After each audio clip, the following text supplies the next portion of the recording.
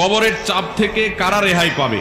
একটি বক্তব্যে শুনেছিলাম কবরের চাপ নাকি সবাইকেই দেওয়া হবে। ভাইরা আমার, কবরের আযাব, বিশেষ করে কবরের প্রথম চাপ, আযাবটা শুধুমাত্র পাপিষ্ঠদের জন্যই হবে, কিন্তু কবরের যে একটা চাপ থাকবে, কবর প্রথমেই একটা চাপ দিবে।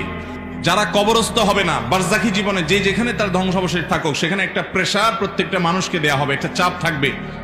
একটা হাদিসে আসছে নবী করিম সাল্লাল্লাহু আলাইহি সাল্লাম বলেছেন, এই চাপ থেকে কেউ রেহাই পাবে না।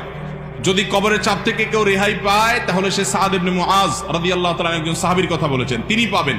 এছাড়া আর কেউ কবরের চাপ থেকে রেহাই পাবে না। তবে এটা আলমুল গায়েবের বিষয়, কেমন হবে সেটা একমাত্র আল্লাহ ভালো জানেন। এটা ঠিক, যারা ঈমানদার তাদের চাপটা হবে সহনীয়, যারা বেঈমান তাদের চাপটা হবে অসহনীয়।